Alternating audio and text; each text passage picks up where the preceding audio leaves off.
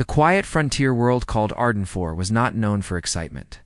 Most days passed with the soft sound of wind moving through tall grass and the distant roar of the river that cut across the valley.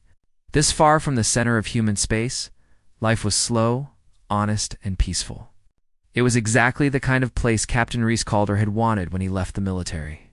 After years of battles, long nights, and missions that left invisible scars on his heart, he wanted silence more than anything.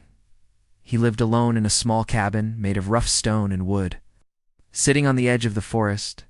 Every morning he woke early, fed his animals, checked the fence lines, and made simple repairs around the homestead. He was a man who knew how to stay busy, because a quiet mind often brought back memories he preferred to leave behind. Even then, he could not fully escape the habits of a trained soldier. He kept tools organized, kept a lookout point on a hill behind the cabin, and kept old gear stored in secure crates. He told himself it was only for emergencies, but a part of him still thought like a warrior. On the night, everything changed. Rhys had been sitting outside, drinking a cup of warm tea while looking at the stars. He liked watching the sky. It made him feel small in a calm and peaceful way. There were so many worlds, so many mysteries, and so many things beyond human reach. He often wondered what lived out there. He wondered if he would ever meet something not of this world. The answer came sooner than he expected at first. He saw only a bright streak moving across the sky like a shooting star. But it moved too fast. Too controlled. The light flickered, then burst into a shower of sparks. A deep boom rolled through the forest, shaking the ground beneath his feet. Rhys stood up instantly. That was not a meteor.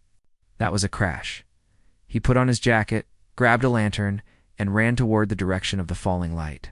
Even after all these years, his body moved like it remembered every mission he had ever been on. His steps were quick and sure. His breathing stayed controlled. His eyes stayed alert. For a moment, it felt like Captain Calder again, the soldier who had survived impossible battles. The forest was dark, but he knew every path and every twist of the ground. After several minutes of running, he smelled something strange in the air. Metal burning, mixed with a scent he did not recognize. The trees around him glowed faintly, with faint purple sparks still drifting downward. Then he saw it. A small escape pod had crashed between the trees, carving a long trench through the soil. Smoke curled up from the cracked metal surface. The pod's door was half open, sparking weakly. Something or someone was inside. Rhys moved closer, careful, ready for anything. He had seen escape pods before, but never one like this. The metal was smooth, pearly, almost alive. Strange symbols glowed softly along its side. This was not human technology. His heart beat faster, but he kept calm.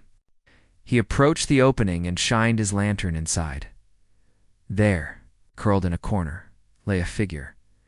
At first he thought it was a human woman, but as he knelt closer, he saw she was different. Her skin had a soft, silvery glow, almost like moonlight.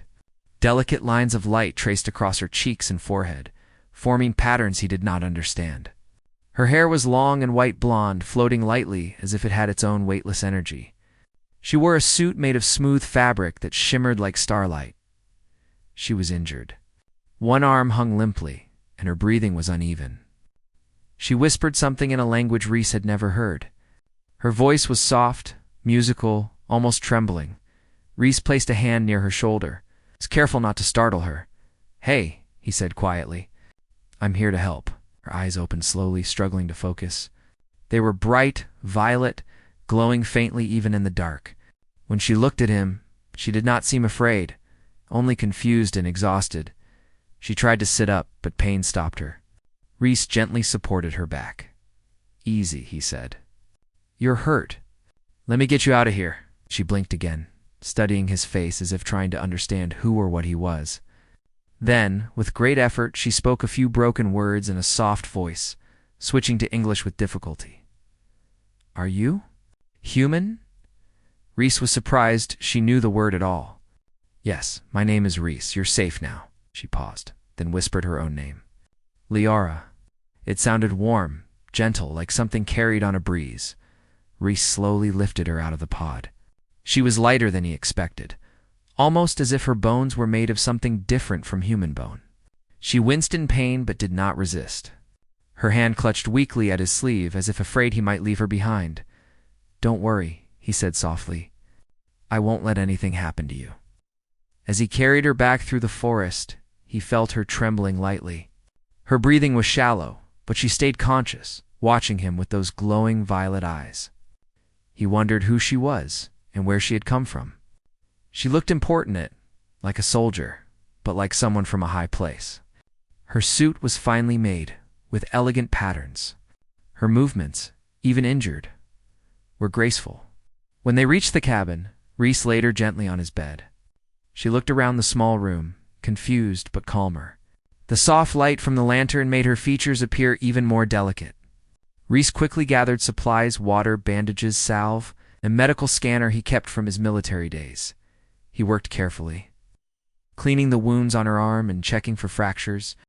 Her body was similar to a human's, but not identical. Her skin healed faster under the salve, and the scanner showed unusual biopatterns. But her injuries seemed treatable. Lair watched him work with quiet curiosity. "You'll help me, even though you do not know me?" Rhys nodded. "You crashed. You were hurt. That's all I need to know." She looked thoughtful, as if the idea surprised her. "Where I come from, few would risk themselves for a stranger."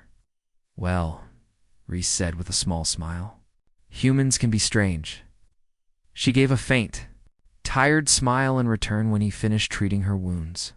She relaxed slightly, breathing more steadily. Her eyes drifted around the room again, studying everything: the wooden shelves, the tools, the small lantern on the table.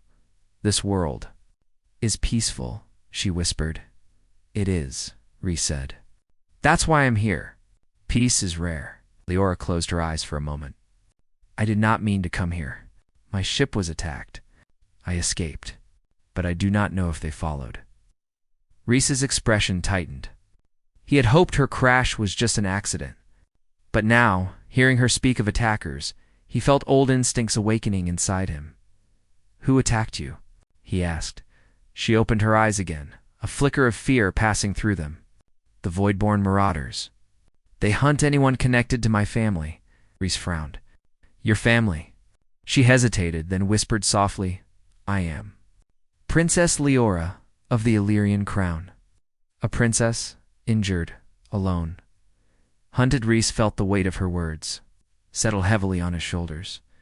If someone powerful wanted her, they might come here. He looked toward the window, the night pressing silently against the glass. He had wanted a peaceful life, but peace often liked to run away from him.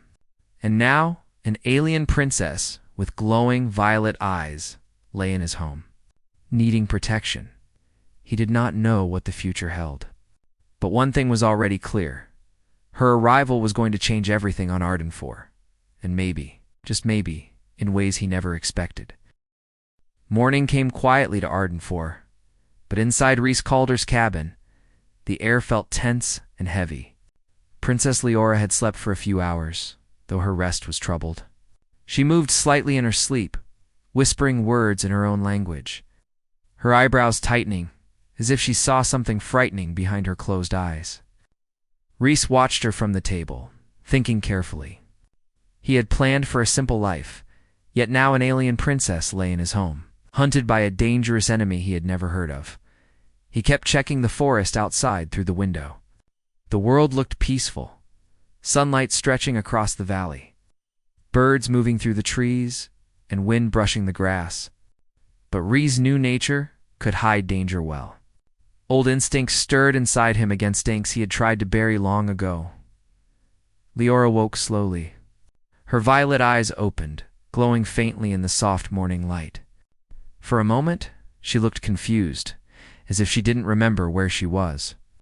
Then she saw Rhys and relaxed slightly. "You stayed awake all night?" she said softly. He shrugged. "I wanted to make sure your fever didn't rise." She smiled weakly. "Humans care too much? You call it being responsible?" Rhys replied with a small grin. She sat up slowly, still sore from her injuries. She looked around the cabin again. noticing the old photographs, weapons stored in crates, and books stacked on a shelf. "You lived many lives," she said quietly. Pointing to the military badges on the wall, Reese nodded. "A few.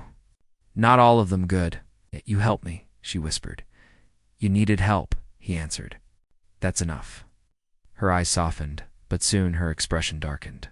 "Reese, the ones who attacked my ship, they will not stop. They want me because I carry something valuable." "What is it?" he asked. She took a slow breath. "My blood contains a genetic key. It can activate ancient Illyrian technology. Weapons, shields, star beacons. Many things that should not be controlled by the wrong hands. The Voidborn know this, so they want to capture you," Reese said. "Yes," she whispered. "And if they find this world, they will harm anyone who tries to protect me." Reese felt a cold wave pass over him. He had fought dangerous enemies before, but this was different. This was not a human war. This was something from far beyond human space. "We should move you," Reese said. "This cabin is too open." Leora nodded slowly. She tried to stand, but her leg trembled from exhaustion. Reese stepped forward and supported her with gentle care. "You are strong," she said quietly, almost surprised. "Just used to carrying heavy equipment," he replied. Together they stepped outside. Leora paused, taking in the view of the valley. She seemed amazed by the simple beauty trees swaying, clouds drifting, sunlight warming the land. "My world is bright and full of cities," she whispered. "This place feels calm." Reese looked around with a soft smile. "That's why I came here." But peace rarely lasted. A sudden distant sound cut through the morning quiet, a sharp hum, almost metallic. Leora froze. Reese turned toward the forest line immediately. "That sound," Leora whispered. "It is a scanner." Reese didn't hesitate. "We need to move." He quickly guided her into the forest. He knew old paths from his scouting days, paths that twisted through thick underbrush and rocky slopes. Leora followed with effort, leaning on him when her strength faltered. "We're heading to an old outpost," Reese explained. "Human military built it years ago. It's hidden well. They won't detect us easily." "Will your people accept me?" she asked. Reese hesitated. "Some will. Some won't. Humans are kind, but also cautious," Leora nodded. "My people are the same." They continued moving until they reached the foot of a hill. The ground here was rocky, and an old metal hatch lay hidden beneath moss and vines. Reese crouched and brushed the plants aside. He pressed a sequence of buttons on a small panel, and the door clicked open. As they stepped inside, Leora looked around in awe. The outpost was small but well built, with storage rooms, a basic med bay, and communication equipment. Dust coated many surfaces, but the power still hummed faintly. "You lived here before?" Leora asked. "Trained here," Reese replied. "Back when I was younger?" Suddenly a voice echoed from the far corner. Reese called her. "Is that really you?"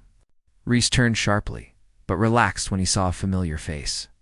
Sergeant Hale, an old friend from his service days, stepped out from behind a console. He was older now, with gray strands in his beard, but his eyes still carried the sharpness of a veteran. "Hale," Reese said. "Didn't know you were stationed here?" "Covered duty," Hale muttered. "Most boring post in the galaxy. Until now?" Then he saw Leora. His eyes widened and he instinctively reached for his sidearm. "Reese," he whispered. "What in the stars is that?" "Not a that," Reese said firmly. "Her name is Leora. She needs help." Leora bowed her head politely. "I mean no harm." Holly stared, uncertain. "She's alien," Reese said. "But she's injured and hunted." Hale paused, then slowly lowered his hand. "Fine, but Command won't like this." Reese shook his head. "Command doesn't need to know yet." Leora watched their exchange with quiet interest. "Humans are cautious," she said softly. "We've had our share of surprises," Hale answered. Reese helped Leora sit on a bench while Hale ran scans to check for infection or internal injuries. After a few minutes, he frowned. "Her biology is different," Hole muttered, confused. "But she seems stable," Leora smiled faintly. Your machines try their best. Hale chuckled. She talks to... Just then, a loud alarm burst through the outpost speakers. Motion detected, Hale said quickly. He brought up a screen showing a live feed from forest sensors. Several dark shapes moved rapidly through the trees. They were tall, armored, and carried weapons that glowed faintly. Leora's eyes widened. Voidborn. Rhys clenched his jaw. How did they find us so fast? They must have tracked my escape pod signal, Leora said sadly. I hoped they would not. Hale stared at the screen. Those things don't look friendly. You have to defend the outpost, Rhys said. We can't let them reach Leora. Nodded. We have weapons. Not many, but enough. Rhys turned to Leora. Stay inside the med bay. Lock the door behind you. She hesitated. Rhys, you risk too much. He gave her a steady look. I won't let them take you. Her violet eyes softened, filled with a quiet emotion she didn't yet understand. She reached out and touched his sleeve gently. Be careful. I'll be fine, he said, though he wasn't fully sure. Rhys and Hale moved quickly, preparing defensive positions around the outpost entrance.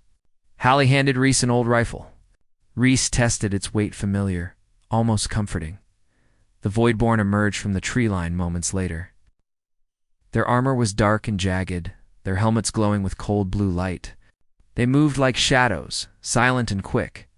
The first blast struck the ground near the entrance, sending dirt flying. Rhys fired back, hitting one of them squarely. Hale covered the left flank, shouting instructions. Inside the med bay, Leora listened to the sounds of battle. Every blast made her flinch. She felt helpless, unable to fight, unable to aid the humans who risked themselves for her. She whispered softly, humans. Why do you fight so hard for someone you do not know? She thought of Rhys's calm eyes, his steady hands, his quiet courage. Something warm and unfamiliar spread through her chest. Maybe it was hope. Maybe something more outside. Rhys fought with all the strength and skill he had left. But the Voidborn kept coming. He grit his teeth. He had left war behind long ago, but now war had come to him. And he would not lose when someone innocent depended on him. As the battle intensified, Rhys knew one thing with complete certainty. This was only the beginning. The battle outside the outpost lasted longer than Rhys expected. The Voidborn were powerful and precise, their movements sharp and organized, as if they had trained for this moment for years. But humans were stubborn fighters. Rhys and Hale used every trick they knew cover, fire, controlled bursts, and careful positioning. Even then, the enemy kept pushing forward, forcing them to retreat deeper inside the outpost. When the last wave finally fell back into the forest, Rhys didn't celebrate. He knew they were only gathering strength for another attack. Their retreat was not fear. It was strategy. Inside the med bay, Leora sat with her hands clenched tightly. She had heard every blast, every step, every echo of danger. When the door finally opened and Rhys stepped in, she immediately stood up, ignoring the pain in her leg. You're hurt? She whispered, seeing the small burn mark on his sleeve. Rhys looked down, surprised. Just a scratch. Leora moved closer. Humans always say that, even when they bleed. He laughed softly. Maybe, but I'm fine. Hal entered behind him, breathing heavily. They'll be back. That was just a test. Rhys nodded. We have to move. The outpost won't hold against a full assault. Move where? Hale asked. We don't know how many are out there. Leora stepped forward slowly. There's a mountain ridge west of here. The stone there contains minerals that confuse scanners. They may have trouble finding us. Hull raised an eyebrow. How do you know our mountains? I scanned the terrain as we walked, she explained. I may be injured, but my mind still works. Rhys smiled. Good. Then we have a chance. Ah! Leora looked at him. But you must understand. Going there means you risk more lives. The Voidborn will not stop. Rhys met her gaze firmly. We're already involved. We protect each other here. Her eyes softened again, that same warm expression she couldn't quite explain. Humans truly care. Hal snorted.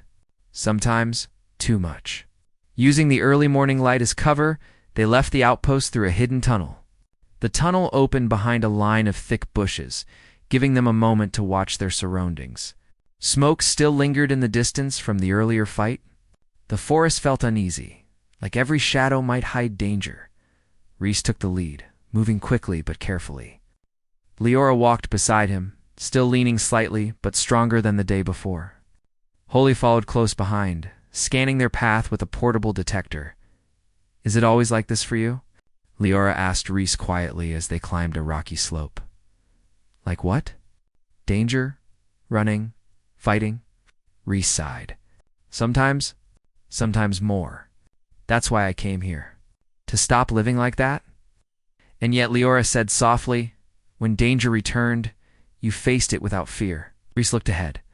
"Fear never stops me. It just tells me what matters." Continued climbing until the forest opened into a narrow ridge. From here, they could see the valley below the outpost hidden among trees and the dark shapes of void-born scouts moving in slow patterns. The enemy was searching, methodical and persistent. Hale cursed under his breath. "They're spreading out. They're looking for tracks." Leora closed her eyes briefly. "Their leader is smart. He will not give up." "And we stay ahead of him," Rhys said. We reached the old mountain shelters. They reached the shelters by midday. The structures were ancient, built long before humans settled the planet. They were carved into cliffs, protected naturally by stone arches and thick walls. The air inside was cool and dry. Hale exhaled in relief. "At least this is defensible." Rhys set down his pack, listening carefully to the quiet. Then he noticed Leora staring at the stone walls, her fingers tracing faint lines carved into the rock. "These symbols," she whispered. "They are not human. You recognize them?" Rhys asked. She nodded slowly. "My people once explored far worlds. Long ago, before the galaxy changed. These markings, they are Illyrian." He frowned. "Your people were here before humans?" "Not exactly," Leora said gently. "They traveled. They observed. They left traces. This place may have been a rest point." Rhys felt a strange shiver. "So you're not the first Illyrian on this planet?" She shook her head. "No, but the others left long before your species matured." Hall rubbed his forehead. "This is too much history for one day." Leora turned to Rhys. "Your world is connected to mine in ways neither of us expected." Rhys didn't know what to say. It was overwhelming, but somehow it also felt meaningful, as if their meeting wasn't just an accident.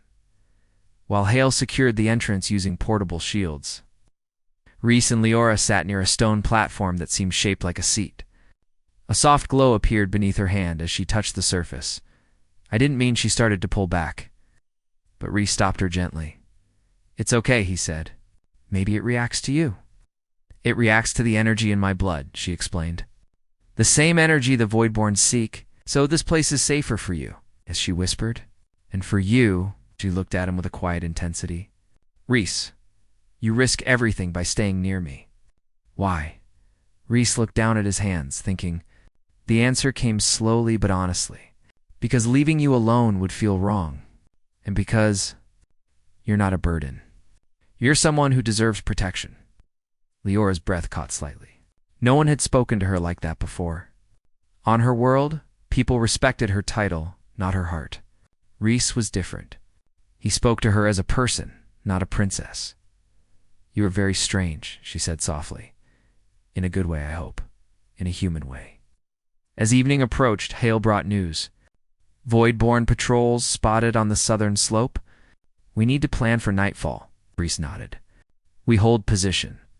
We defend. And we wait for morning. They don't know this place well." Leora stood. "I can help." "You're still healing," Rhys said. "Even so," she replied, "I can use my senses. My people see energy patterns. I can warn you if they get close." Rhys hesitated, then nodded. "Stay beside me." For hours they remained alert. The mountain grew colder, wind sweeping through the narrow passageways.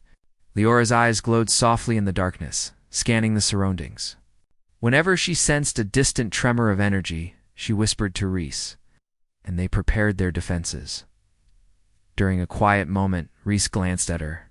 Your eyes change color when danger is near, do they? Leora asked. Yeah, they brighten. It is instinct, she explained. My people adapt their senses. He smiled. Useful? And your instincts? She asked. Mine tell me to protect you, he replied simply. She felt warmth rise in her chest again. I do not understand why you say these things.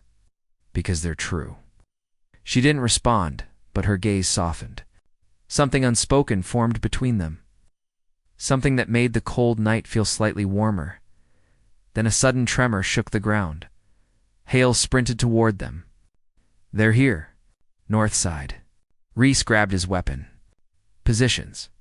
Leora stepped back, eyes glowing brighter than before. Rhys. They brought more troops. Rhys looked at her sharply. How many? She closed her eyes, sensing the energy beyond the stone walls. Too many. Rhys took a deep breath. This was the moment he had hoped to avoid. Then we fight, he said quietly. Leora's voice trembled. And if you fall? Rhys looked at her with steady eyes. Then I fall protecting someone worth it. She stared at him, heart racing in a way she did not understand. For the first time in her life, someone saw her not as a royal symbol, but as a life worth saving. And she realized something powerful. She did not want him to fall. Not now, not ever. And she would do everything she could to help him stand. Night settled over the mountains like a heavy blanket, thick and cold. The wind whistled through narrow stone passages, carrying the scent of snow and the faint crackle of danger that grew stronger with every passing minute. Inside the ancient shelters, Rhys, Leora, and Hale prepared for what felt like the biggest fight yet. The Voidborn were coming, and this time they were not scouting, they were hunting. Rhys checked the charge on his rifle again. His hands were steady, his breathing controlled. He had been in many battles before, but this one felt different. He wasn't fighting for a mission or for a commander. He was fighting for someone who trusted him, someone he wanted to protect more than himself. Leora stood near the entrance, her eyes glowing brighter than before. Her senses were sharp, reacting to every flicker of movement in the air. She had wrapped a blanket around her shoulders, more for comfort than warmth. Her wounds were healing, but her strength was not fully back. Hale adjusted the portable shield generator, which flickered with blue light. We only get one use, he muttered. This shield won't hold against heavy fire. It just needs to slow them down, Rhys said quietly. We don't win by fighting head-on. We win by outsmarting them. Leora stepped closer. I can help. My energy senses can guide you. They cannot hide from me. Rhys looked at her gently. But you stay behind the shield. Understand? She hesitated. I do not like hiding while you face danger. You're not hiding, Rhys said. You're coordinating. You're helping us stay alive. She looked down, feeling a mix of worry and gratitude. Very well. Before they could speak further, Leora suddenly stiffened. Her eyes widened with alarm. They are close, she whispered. 20. No more. They move like a wave. Hale swore under his breath. They brought a full squad. A faint vibration spread through the stone floor as the Voidborn approached. Their steps were quiet, but the energy they carried was unmistakable. Leora pointed toward the northern slope. There, she said. They split into two groups. One coming from the ridge, one from below. Rhys nodded. Good. Hey, take the lower entrance. I'll handle the ridge. Hale grinned nervously. It's like old times, huh? Hopefully better than old times, Rhys said. Leora touched Rhys's arm before he left. Be careful, she whispered, her voice trembling with emotion she didn't fully understand yet. Rhys nodded once, a soft expression in his eyes. I'll come back. He moved out into the cold, the wind brushing past him as he positioned himself behind a rock formation. The mountains were quiet except for the faint hum of Voidborn armor. Blue lights flickered in the darkness like cold stars. Rhys crouched, waiting, then he saw them. Voidborn soldiers climbed the ridge with unnatural grace, their armor blending into the night. Their weapons glowed faintly, pulsing with energy. The first shot came from Rhys. He fired a controlled burst that hit one soldier square in the chest. The soldier stumbled but didn't fall. Immediately, voidborn armor was tough. Reese adjusted his aim and fired again, finishing the job. The rest of the squad reacted instantly. Blue energy beams tore across the slope, striking rocks and sending shards flying. Out. Reese rolled behind cover and returned fire. His blasts echoed through the mountains, marked by the deep hum of voidborn weapons. Inside the shelter, Leora's heart raced as she sensed the energy around Reese. 3 more from his right, she said urgently. They move fast. Hale nodded. I'm sending him a signal. He fired a flare round into the sky.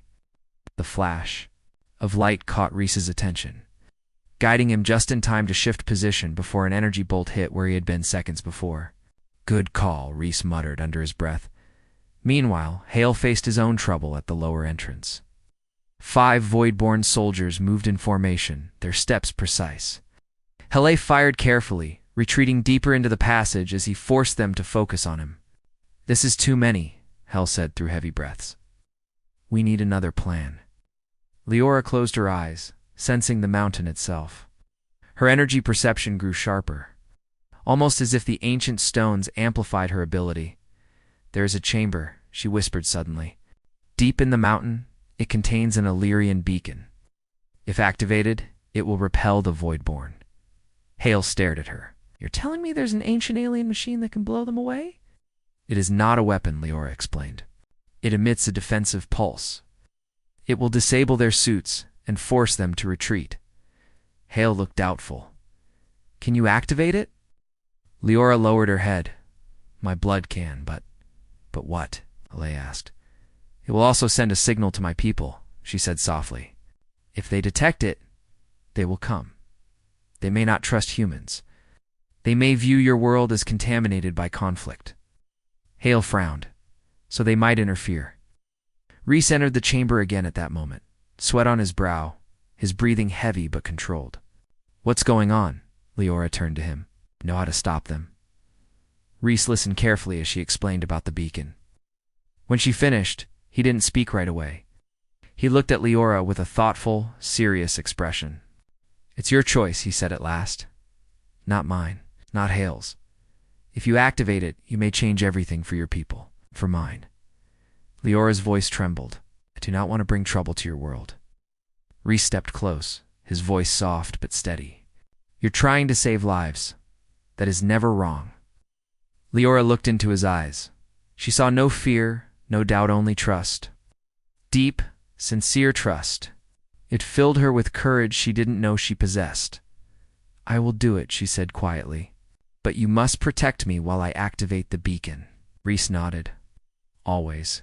They moved deeper into the mountain, following the glowing symbols carved into the stone. At the end of a winding passage, a round chamber opened, bathed in pale blue light. In the center stood a tall crystal structure, pulsing faintly, as if it had been waiting for centuries. Leora approached it slowly. The crystal brightened as she came closer, reacting to her presence. Hale and Reese took defensive positions at the entrance. The voidborn were close, so close that the ground trembled with each step. Leora, hurry, Reese said. She placed her hand on the crystal surface. The moment her skin touched it, bright lines of light raced across the chamber walls. The beacon came alive with a soft hum that grew louder, shifting into a deep, harmonious vibration. Outside the chamber, the voidborn began to appear, dark shapes with glowing eyes, weapons raised. Reese and Hale opened fire, holding the entrance as long as they could. Energy blasts hit their shields, sending sparks flying. Reese, Leora cried. It's working. A powerful wave of light burst from the beacon, passing through the chamber like a warm wind. Reese felt it move across his skin as strange, peaceful energy that didn't harm him. But the voidborn reacted instantly. Their armor sparked wildly, their weapons flickering. One by one, they stumbled backward, retreating involuntarily as the pulse spread across the mountain. Within moments, the voidborn forces scattered, their suits malfunctioning. The energy wave pushed them away like an invisible wall. The mountain fell silent. Reese lowered his weapon, breathing hard. Hale leaned against the stone. Exhausted, Leah stepped away from the beacon, her energy dimming. She looked at Rhys with relief and worry. "They will come back," she whispered. "Maybe not today, but someday." "Then we'll be ready," Rhys said. "But now," she said softly, "my people will come too." Rhys met her gaze. "They'll face that together." Leora felt something warm and strong settle in her heart. For the first time in her life, she wasn't afraid of what came next. She wasn't alone anymore.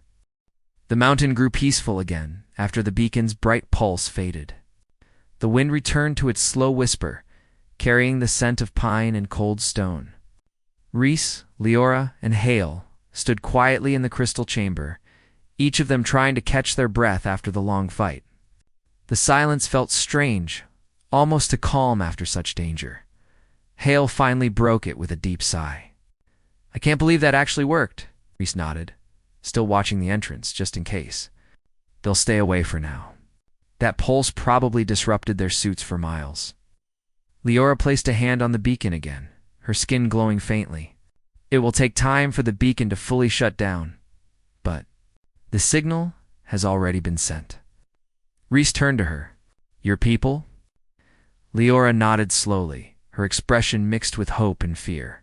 "Yes, Illyrian ships will come. They will want to take me home." Hay scratched his head. "And what happens to us when they get here? Are they friendly?" Leora looked uncertain. "They are peaceful, but very strict. They may question why I stayed with humans, why you protected me." Rhys's voice remained steady. "We did what was right. That's all." Leora's eyes softened when she looked at him. "Your world saved me. You saved me." Rhys said nothing, but the look in his eyes said enough. They left the beacon chamber and returned to the stone shelter. The air outside felt clearer now, the night sky filled with shimmering stars. It was as if the world itself was taking a deep breath after the long battle. Hale sat down with a tired grunt. "We need rest before anything else," Rhys agreed. "We'll take turns keeping watch." Leora shook her head gently.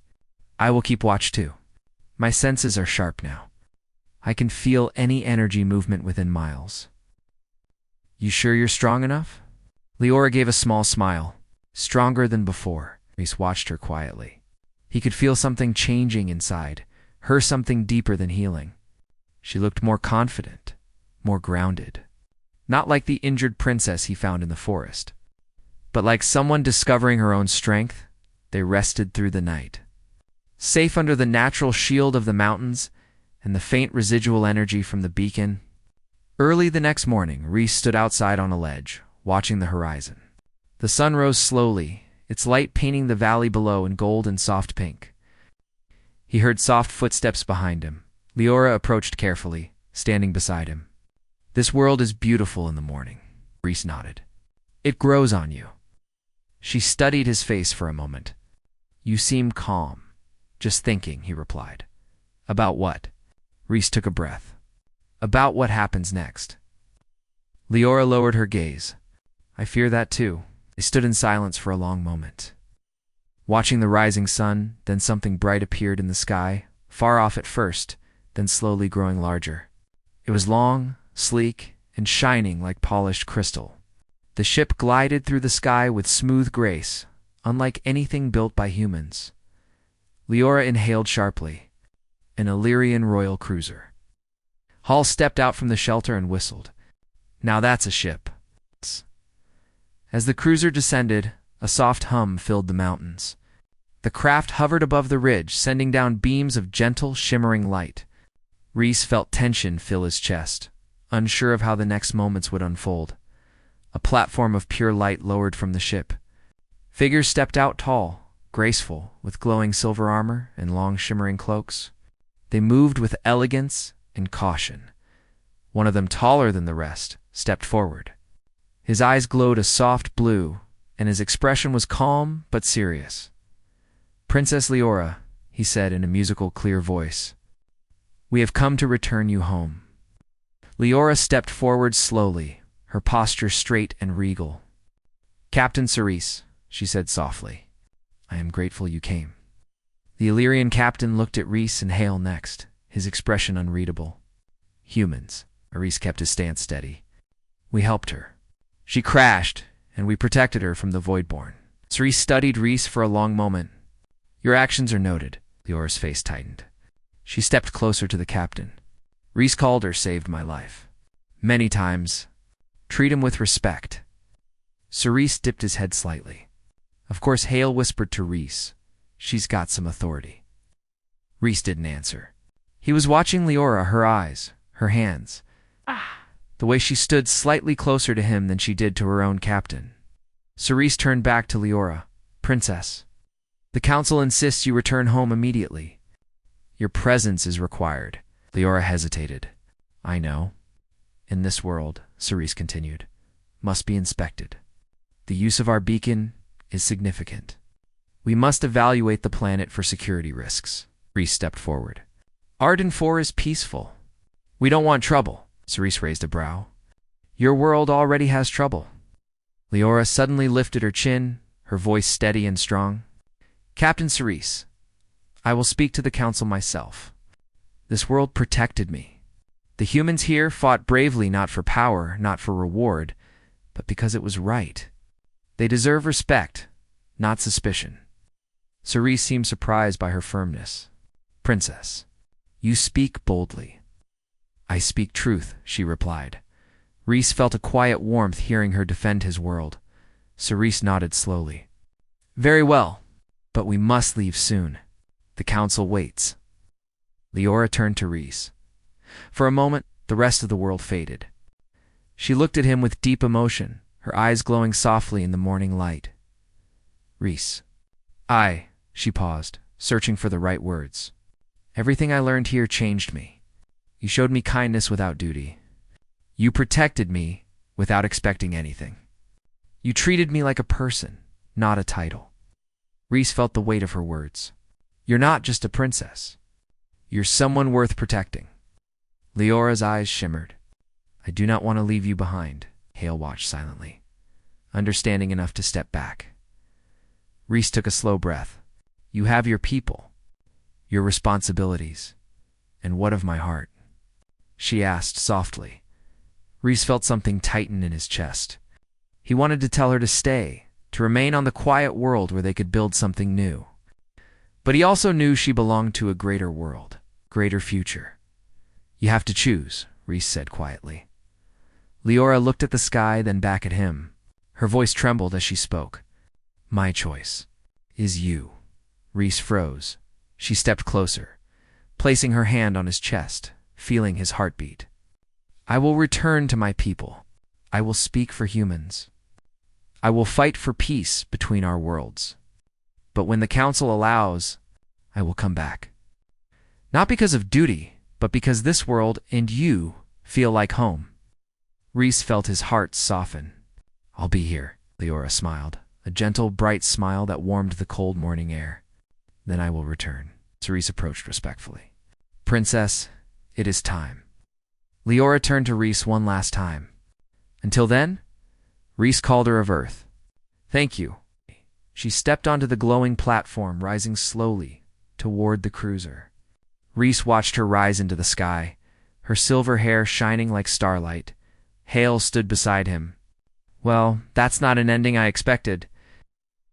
Reese exhaled slowly. It's not an ending, no. Hale asked. Reese looked up at the bright ship as it disappeared into the sky. It's the beginning of something bigger, somewhere far above. Leora placed a hand over her heart, whispering softly, I will come back.